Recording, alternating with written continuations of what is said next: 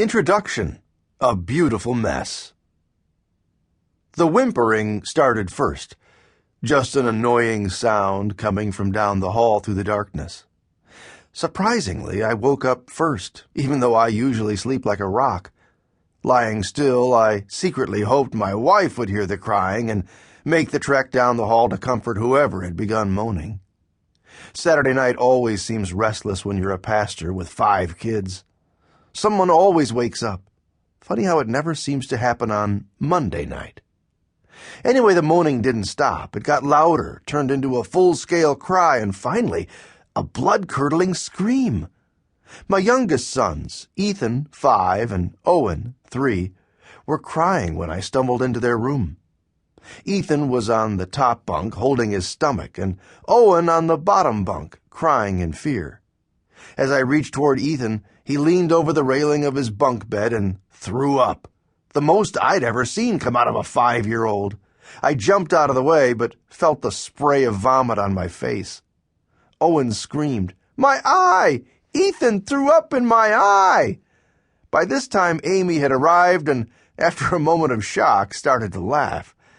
Into the bath went the boys while I cleaned up the carpet and the beds. What a mess! Amy and I have 5 beautiful children, now ages 5 to 17 years old. With 7 people living under one roof, things often get messy. The day-to-day routine has a way of piling up around you when this many people share life together. Sometimes 2.5 bathrooms don't seem to be enough, and often we set the dinner table with paper plates just to help with the immense cleanup. We have crazy days and sleepless nights, but it's not miserable. Disorganized? Sure. Frustrating? Sometimes, but our family is beautiful. We love each other, and we're finding our rhythm during this season after moving from Colorado Springs, Colorado, to Austin, Texas, to plant a new church called One Chapel. We packed all of our worldly possessions into 3 pods, sold our house in Colorado, and lived with friends for a month before moving to New Braunfels, Texas, 45 minutes outside of Austin, to live with Amy's mom.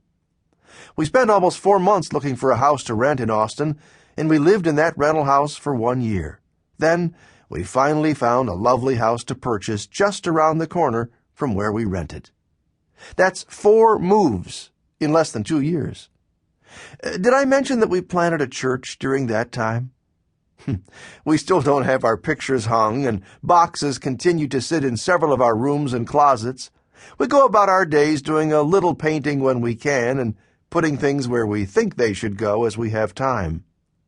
Our little family of 7 has settled into a routine, going to work and school, celebrating birthdays, doing homework, preparing for church on Sunday, fighting over the bathrooms, and generally enjoying life together. The half-painted walls are the backdrop for our Wednesday night Young Marrieds group.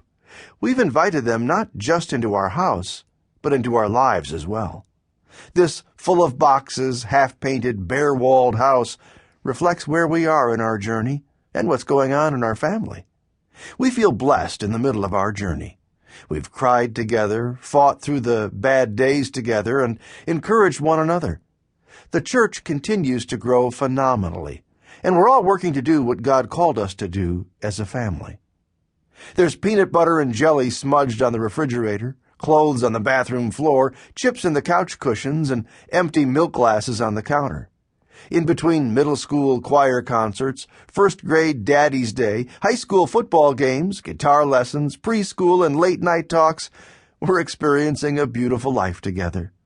It's a bit of a mess, but it's our mess. A beautiful mess. Families aren't perfect, and neither are churches. Church planting has me thinking a lot about family. In many respects, One Chapel is an extension of the Parsley family.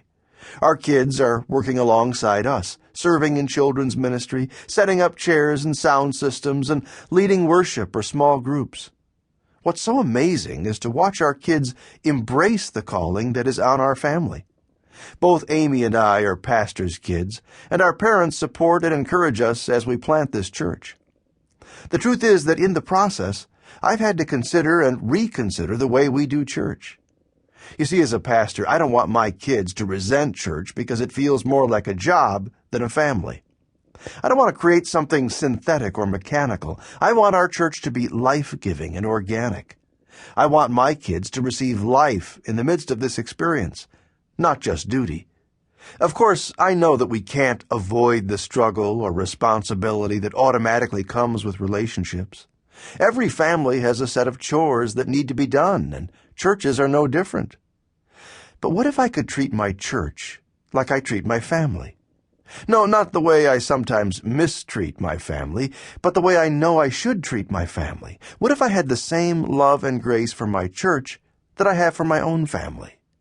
What would happen if I had hopes and aspirations for the young people in my church, the way I dream of a life for my own children? How would our church be different if we embraced our older members the same way we teach our children to honor their grandparents? What does a multi-generational church actually look like, and how would it interact with our fatherless and orphan culture? That's what this book is all about.